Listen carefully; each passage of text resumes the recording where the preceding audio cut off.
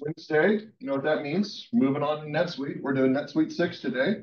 We're starting the revenue process. So I do want to start out, we're not going to spend a lot of time talking about this, but when you log in, you may get this notice that some information's been updated. That's fine. You can just go ahead and select the box there. I did want to throw a caveat out there. I worked through the NetSuite assignment yesterday and everything worked out great. This happened, I think, a year and a half ago, where they completely and totally changed the instance of NetSuite for all of my students' accounts, but my account did not change. And it was complete and total pandemonium because I was trying to work through the instance of NetSuite on my account, and my students' instances looked completely different. The setup was different, and everything was changed. I don't think that's going to happen here. There's not a major update. It was just kind of just cleanup and like the kind of monitoring that you would do in the ERP system. That being said, if we start going through this and things look completely different than what I'm talking about, or if you see me stop and just wondering what the heck's going on, first of all, that's probably natural. I'm at that age where I have to start thinking about things, but I've taken diligent notes about what I'm supposed to be doing. So if something goes on, because something has changed in NetSuite and it's happened in the last 24 hours. This pop-up did not occur yesterday when I was doing my work through on NetSuite. So this is brand new. Just par for the course on timing is that I just don't time it just really well on Wednesday when they do updates on Tuesday. But let's go ahead. Let's get logged into NetSuite and get ready to do things. So today we're going to be doing the revenue process transactions, and I alluded to this the last 2 weeks that we've been working. The reason that we've been doing we did the purchasing transactions first is we need something to sell. So we've already purchased some textbooks that we're going to be selling, and we're going to walk through the process of doing that. So let's just go ahead and review what we learned back in Chapter 5. So what initiates a revenue transaction? That's when a customer says, we would like to buy from you. And there's a few things that occur in this particular sequence. There's a few things that occur. First of these noting is that usually what happens is this is just kind of a verbal request for information about prices. And this is not going to be formally acknowledged in the NetSuite instance as we're working through it, but it will be something that we actually note will be relating to what we haven't moved forward. But assuming the customer accepts the price, then they're going to send a formal request to us. And that's the purchase order, which we're familiar with purchase orders because we created a purchase order last time, but they'll send it to us. We will look at the purchase order, and then assuming that everything gets approved properly, we'll create a sales order. We'll create a sales order that says, here's the transaction that we want to engage in. We trust this customer, so we're going to go ahead and move to it. Now, the ordering on this is a little bit challenging because we're going to create a sales order first, and then we're going to approve it. But that's actually going to be a really important step, and we'll talk about why. Once that's taken place, we approve the sales order and it's set to go in the system, then we actually got to fulfill that sales order, which means sending the goods out to the customer. And when the customer receives their goods, that's when we've met our obligation to recognize revenue, and we have the right to collect upon that. So we can receive money from the customer, and they can actually send us the money, and we deposit in our account, and we've met our obligations. So we've talked about all this from the revenue perspective, but we're going to see how this works through the ERP system. But the very first thing I would like to do, this is just going to be kind of something new that we're going to add on to this. Before we start talking about the formal process, we're going to create a few new forms. And by create a few new forms is we're going to copy existing forms and then make some changes. So let's go ahead and let's go to customization, forms, transaction forms. So customization, forms, transaction forms. We click on customization forms, transaction forms, and we'll notice there's a long list of forms here. And we're actually going to create some new forms here. And like I said, the forms that we're going to create, we're going to use existing forms, but we're going to tweak a little bit. We're going to make some modifications to them. So what did I say the first form that we need to deal with is? Well, obviously the customer creates a purchase order, all right? What do we create from an existing purchase order? What is that form called? It's the sales order, okay? The sales order is created, okay? So we need to actually create a sales order so we can actually say, here's what we're fulfilling for the customer. So let's go ahead and go down here to sales orders. And you're going to notice there's a lot of sales order forms, but only one of these is listed as currently preferred. And that's the one just called sales order, all right? Just called sales order. So we're going to click on customize next to sales order. So over here next to sales order, item number 305, I want you to click on customize.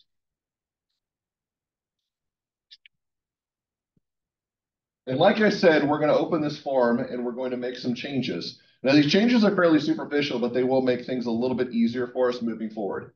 Now, this is really important, okay? Please make a note of this. Please pay very close attention to what I'm about to tell you. I'm going to give you some very specific information that you need to provide when filling out these forms. Mostly the form name is really important. The form name needs to be exactly as I give it to you. There are a lot of forms in NetSuite currently, and if you do not label it exactly as I tell you, you may not be able to create the form that I'm telling you. So when I give you an exact form name, it seems superficial. It seems like you could leave it, you could change it just ever so slightly. Please use the form names exactly as I give them to you.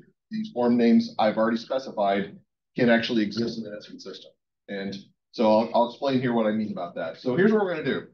We're going to change our sales form. We're going to make some minor tweaks. So here's what I want you to put in. I want you to change sales order form, and I want you to make it to be primary sales order form, the entire phrase.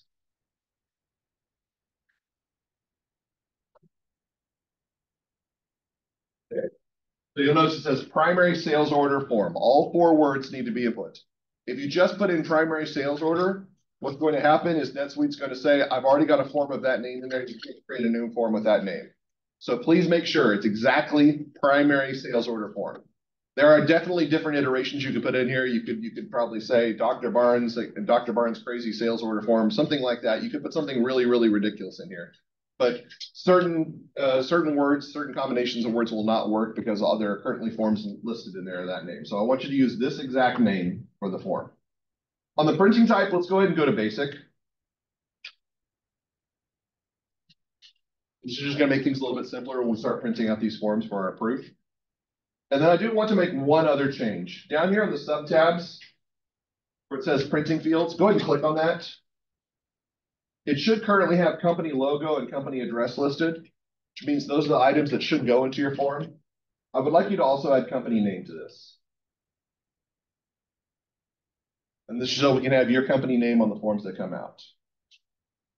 So just as clarification, what we're creating here, we're going to do this multiple times. Primary sales order form, that exact title has to be primary sales order form, not primary sales order, not sales order form, primary sales order form, those 4 words. Hopefully your spelling is good too, okay? And then change the printing type to basic, and then we changed our printing fields to add the company name, okay? So not a lot of changes, but we are going to change this form. So just go ahead and click on save.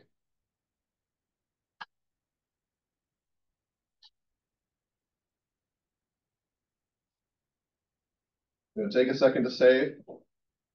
And we're going to check because this is going to be our new preferred form. All right. So what we're going to do before we make our next change is I want you to scroll down again where the sales order form is currently sorted by type ascending. So we should be able to find sales order. And we should be able to see our primary sales order form that we just created. Probably going to be an internal ID of something 324. I'm guessing it probably is the same for you. Doesn't really matter if it's not. This is not relevant, but just for note. And then you'll notice the sales order, and it says this is a preferred form right now. So the form that we just created, the form that we modified from sales order, we customized, is now our preferred form, which should be our default whenever we create a new document or a new item. All right. So that was not particularly difficult. And hopefully you didn't find that particularly difficult because we're going to do it again. All right. We're going to do it again. We're going to go for invoice this time. So once you scroll up to invoice, and you will notice there's just a form called invoice. That's the default form right now. So as you probably can guess, we're going to customize this again. So click customize next to invoice.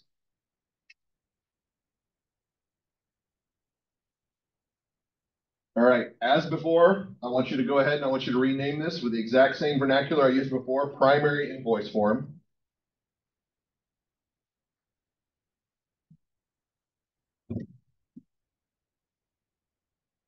And I want you to make the exact same changes that we made last time. I want you to change the printing type to basic.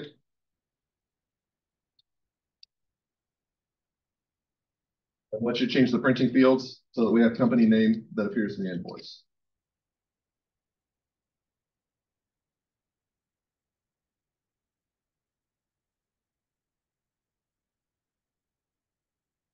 Primary invoice form, 3 words this time. Change the printing type to basic. Change the printing field so that we have the company name in there. Again, not a lot to absorb, but we do need to create this new form so we have it. Once you've made those 3 changes, change the name, Change the printing type, change the printing fields. Go ahead and click Save.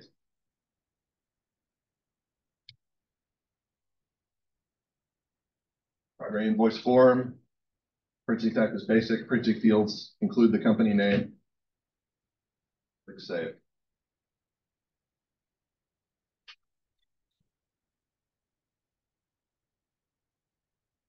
The award-winning teaching I'm giving you right here, how to rename forms. Yeah.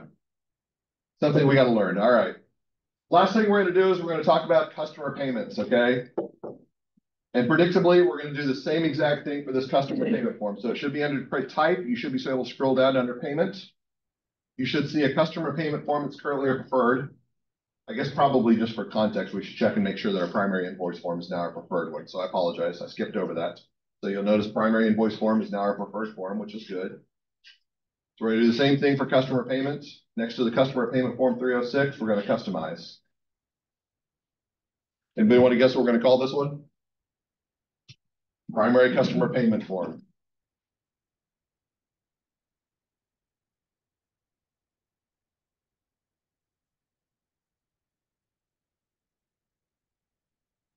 Anybody want to guess what the printing type is? It's basic. All right. In the printing fields, have to add the company name. Exact same changes that we made for the other ones. May I ask what the point of this is? The answer is currently the file, currently those forms that we have, the preferred forms, are currently locked forms. So we're creating new versions of these forms that we can use for our own purposes. But we do have to change the names because we can't use the exact same names, which is why I'm telling you to change the names. The printing type is kind of, it's a minor thing, but it does make things a little bit simpler to understand when we start working through these. And the fields, I just like to have the company name in the fields when we actually have the printout, which is why we're making these same changes to 3 different forms. These are the 3 forms that we're going to be delivering for these next 2 assignments. So once you've changed a primary customer payment form, those exact 4 words, once you've set the printing type to basic and added company name to the printing fields, you can click Save. And of course, we're going to check and make sure that we've got a new customer payment form that's now our preferred form. So going down to payment, primary customer payment form should now be our preferred form, which means that anytime we process customer payment, this is the form that will be created for us, which is what we're ultimately trying to get to. So that's good. We've actually set up our sequence that we're going to be working through the next 2 weeks. All right. So now I want to do something. We've done this before, but I want to do it again. I want to do a check of a control that we have in place, and we need to talk about this. This is a control that we have to check now, because if we check it after we do our first step, it's going to be too late. So here's what we're going to do. We're going to go to Setup, Accounting Preferences, or Manage or Accounting Preferences, yes. Just down there at the bottom. You have to scroll down a little bit. Setup Accounting Preferences. And you may think this looks familiar, and it should look familiar because we've been here before. So, does anybody remember where we went last time? We went to Order Management. So if you remember, last time we checked receiving, and I said, don't make sure this bill in advance receive is not checked, because we didn't want our vendors sending us invoices before they sent us goods. Now we're going to check one more thing. And on this version, we should be fine. So at the very top of the Order Management tab, it's under Sales Orders. It says default sales order status is pending approval. So everybody have it defaulting at pending approval right now? So I want you to check something. Do not change this. We're going to leave it just exactly as it is, okay? But go ahead and click the down arrow and see what your options are. It says pending approval versus pending fulfillment. So what is this telling us? It means that when we create the sales order, once the sales order has been created, we have 2 options. The sales order can either be pending approval, which is our default, or we can set it to its pending fulfillment. So what does pending approval imply to you all? So when we create a sales order, it needs to be approved, okay? Does that make sense to everybody?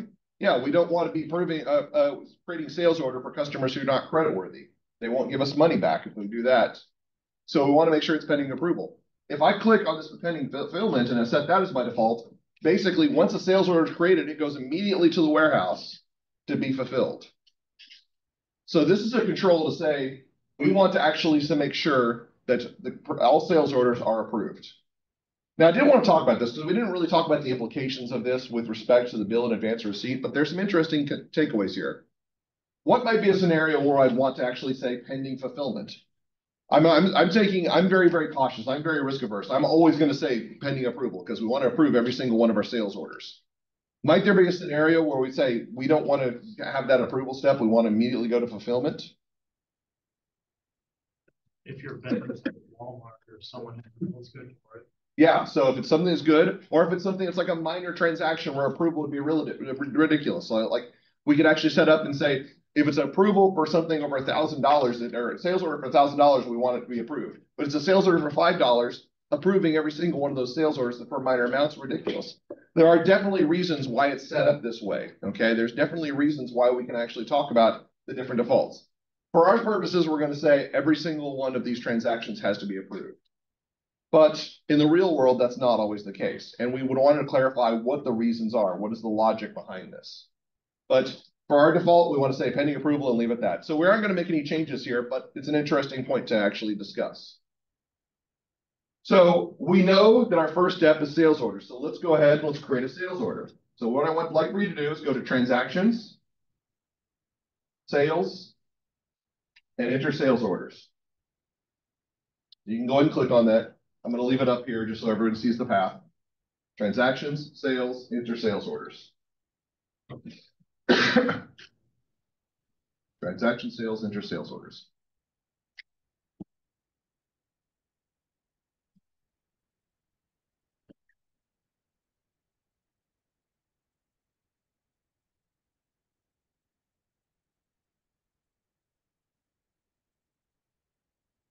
All right. While we're waiting, we can think about the wonderful world of NetSuite and all the technology has given us. Man, this computer waiting is just forever. It just takes forever. This is why I have to go so slowly. It's the computer, not for me. This one's running more slowly than usual. I thought this one would take. Oh, here we go. All right, all right. All right, so let's go and check a few things. So first of all, you will notice that it says order to be generated. Is that consistent with everything we've seen so far in NetSuite with creating orders? Yes, we want to create sequential order numbers so that we can check and see if there's any gaps, all right? It's an important control of any system to make sure that the transaction sequence is complete. We got our date, which is today's date. We'll get the customer here in just a second. Status should say pending approval, which we talked about why, okay? Talked about why. Notice this can actually be changed. We can actually go over here. We can scroll over. We could change this over to pending fulfillment. This would be a situation if we would say there are circumstances where we can go from our default, we can actually change it to pending fulfillment. We're not going to. We're going to make an approval step here. We're going to leave it a pending approval, but we can make that change. Also form. It should say primary sales order form because everybody in the class made the change, correct? Yes. So we're in good shape. We're in good shape right now. So what are we going to do? We are going to enter a sales order. Now let's go ahead and talk about what the intuition or what the implications of this particular step are. What would have happened before this? There would have been a quote. There would have been a customer that says, we want to know how much this is. If they agreed to that amount, they would have sent us a purchase order. We currently do not have a physical copy of this purchase order or an electronic copy of the purchase order. But the sales order information would have been entered based on what was in the purchase order. So I want to talk about that as we're going through because this is an important step in most processes. When we talk about forms, we want to make sure the integration of forms is consistent from one form to the next subsequent form. Generally speaking, for purchase orders, we're going to have a purchase requisition, which is a request from a department. Or for purchasing, purchase requisition, we'll have a purchase order, then we'll have a receiving report, and then a vendor invoice. And we would check all of those documents against one another to make sure information is consistent. At this point, when we're the ones who are actually making the sale, we've got the customer's purchase order, and then we're going to have our sales order. And we would like to make sure that information that's in the customer purchase order is in the sales order. Now, if I was a little bit more proactive, I would have had a sales order or purchase order for you that I would put on Brightspace that you can match this against to. And I may do that in the future. I just always forget to keep doing it. But what would we be looking at? We'd be looking to see, what did the customer order? What is their address? Is this address consistent with their system? Do we make sure that all the information is consistent across? Address information, what they ordered, the amounts that we've input. All of this needs to be checked to make sure it's consistent across all of these documents. This is again called the matching process. Once we get to multiple documents later on, we can actually match across multiple documents simultaneously. If we have 3 documents, that's called a 3-way match. If we have 4 documents, it's called a 4-way match. This is a very, very important control in most organizations to make sure that information is flowing consistently. There are some disruptions to that, okay? Remember back in purchasing, I said some situations, some circumstances in the warehouse, we don't put quantities on the receiving report, okay? Or we don't put quantities on the purchase order that's received by the receiving department. I apologize, I misstated that. So why would we not put quantities on the purchase order that's received by the receiving department? To make sure that they count everything thoroughly and not just look and say, yeah, that looks like 100 items. That's good. Check it off, okay? We want to make sure that they do the job, they do it diligently. So there are some caveats to that, but for the most part, we check all information to make sure it's consistent. All right, so for customer, let's go ahead and put in customer number 10, Zenith Systems.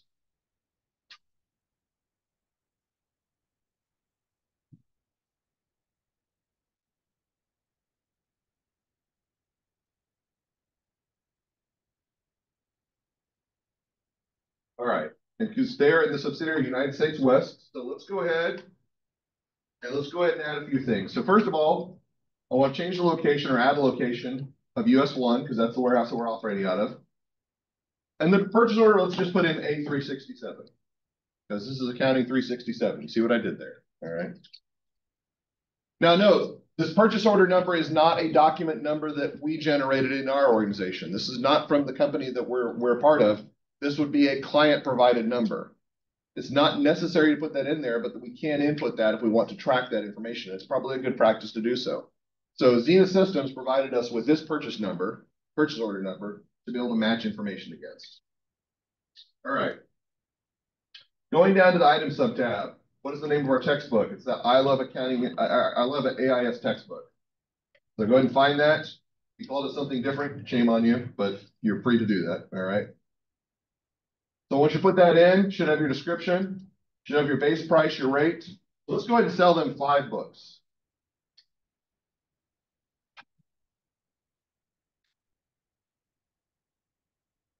We can scroll over and see what the amount is.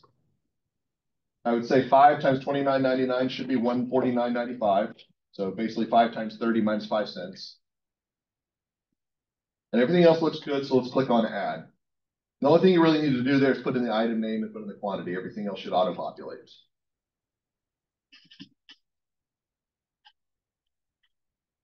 All right.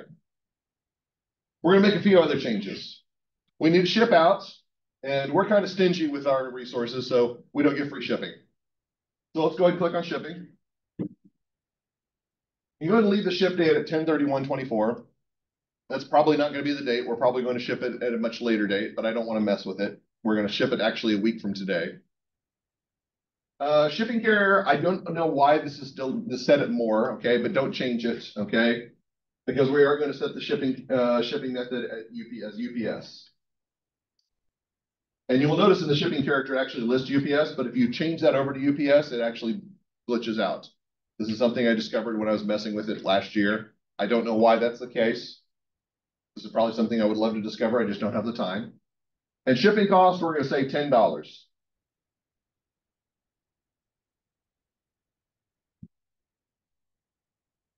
Also at this point, person who's actually creating the sales order, the salesperson, will be checking to make sure the shipping address that we have on file is consistent with that's listed in the purchase order. If those addresses are different, we want to, first of all, confirm that is the correct address to ship to, because we don't want to be creating sales for customers who are not really ordering from us. And then if it is the correct address, we would want to update it in the system. But we're going to assume that this is correct. We're going to assume that this is correct. Also in the billing sub-tab, because we've done this before, let's change our terms to 110 net 30. Why? Because why not? So we can actually check and make sure that our system is working properly. So if they pay within 10 days, they get a 1% discount.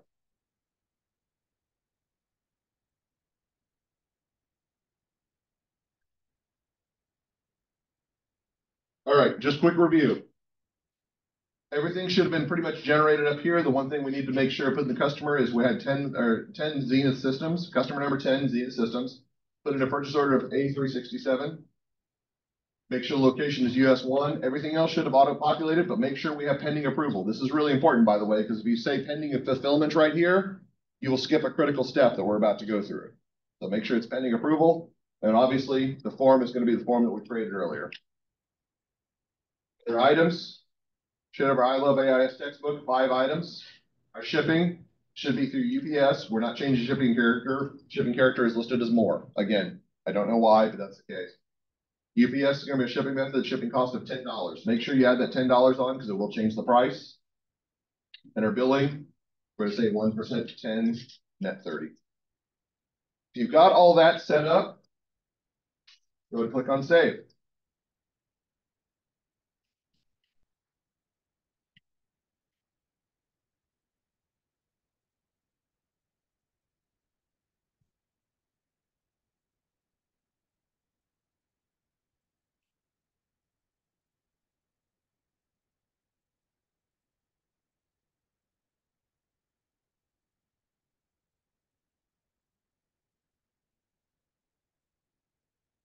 Seems like half of the class time that I do on this is just waiting for the computer to do stuff. Yeah. It could actually develop another activity that can be used during the gaps. Okay, just like, yeah, just have a gap activity. Yeah, I know. All right, so confirmation transaction successfully saved. We've got a sales order 169 for Zenith Systems that is pending approval. Okay, so what is the most logical next step that's going to happen here? Someone else in the organization is going to approve this sales order, not us. We're actually going to be the ones to do it in this instant. But in the real world, if we're operating like this, somebody else would have to approve the sales order to make sure it goes through. So we're going to go through the approvals process, but we have created a sales order, and I said the sales order is one of your deliverables. So this is one of those times that we're going to actually print out a document. So let's go ahead and go over, hover on the printer icon, and click on print.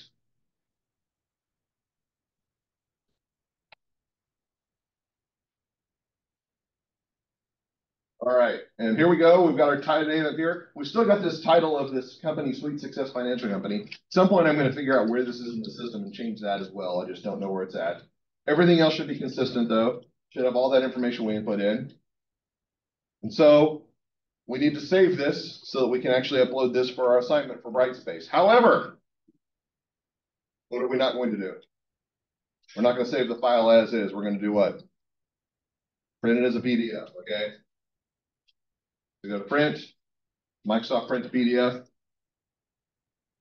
then print that and save that file.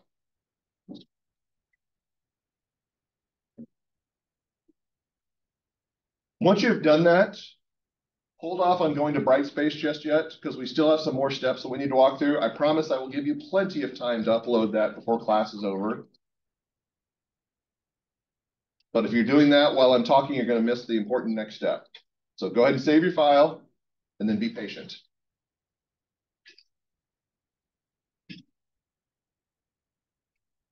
So once you've got your PDF saved, you can go ahead and close out this print form. If you don't have the PDF saved, we can backtrack and get there pretty easily. Remember, once we create any document, we can access it through the recent records on the home page.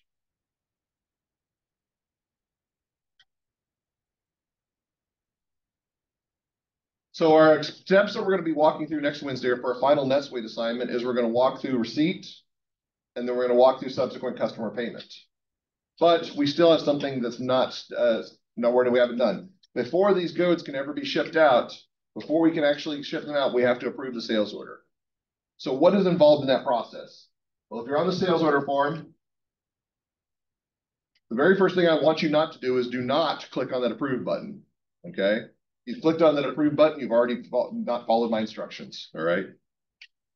We need to actually check information to make sure that approval is mandated or is justified. So let's go ahead. Down here where it says customer, 10 Zenith Systems, I'd like you to click on that hyperlink.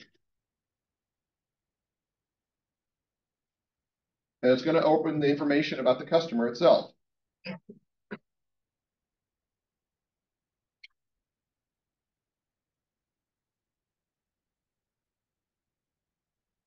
Now, ignoring this warning, this would be a bad warning if we were working in the real world. If it said the customer had duplicates, we'd say, all right, that is a problem. A duplicate customer is probably not good. I don't know why it has a duplicate customer. I think maybe because there's probably a name of an actual Zenith Systems in there, but ignoring that, this is not something you ignore in the real world, by the way. This is just kind of happenstance. That warning is a bad thing, but we're going to ignore it for the time being, all right?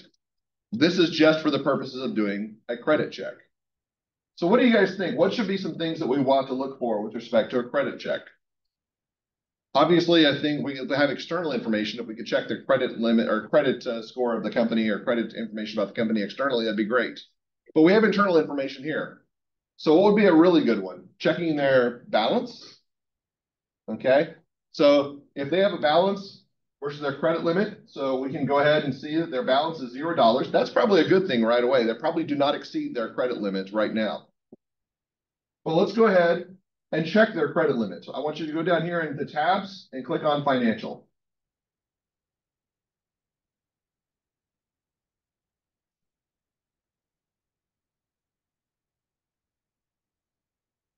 More to this. Yeah, it's not opening. Mine's not opening up because it's supposed to edit. Just a second, see if maybe mine's just stuttering. I do know that there's more detail than that. Try it again.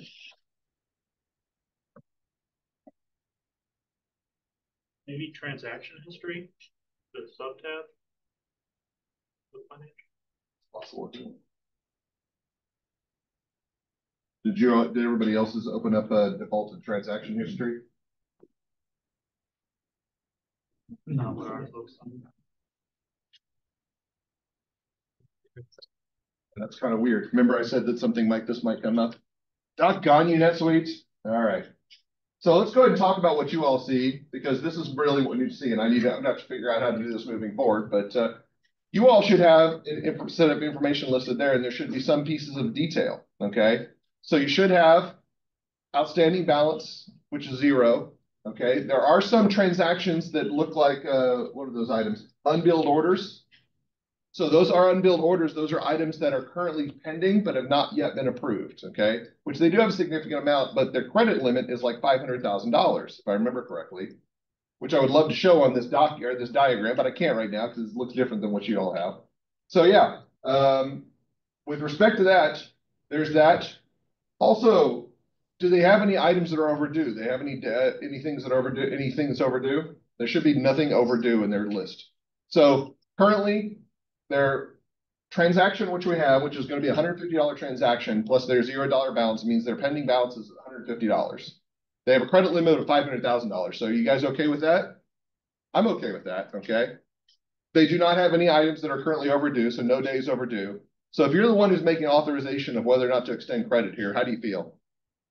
Pretty good, which is an important thing, that we have to be able to extend credit to this particular company, because if we don't, we're stuck, okay? We can't go to the next steps.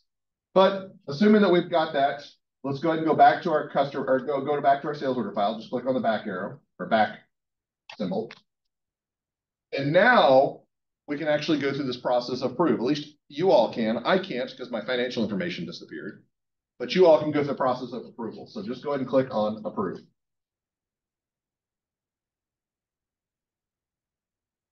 What is happening here? Somebody in the organization has said, we have approved the sales order.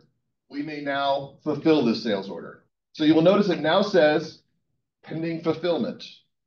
So what does that logically mean for our next step? It means that once we have fulfilled, or once we have approved the sales order, we can send goods to the customer.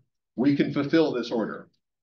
This will involve actually several sub-steps, but we're going to wait until next Wednesday to talk about that. So before you leave, that document that I had you save and it said don't upload it just now, now is your time to upload this to Brightspace. Once you've done so, that's done. You're done with the assignment for today, and you can have a wonderful day.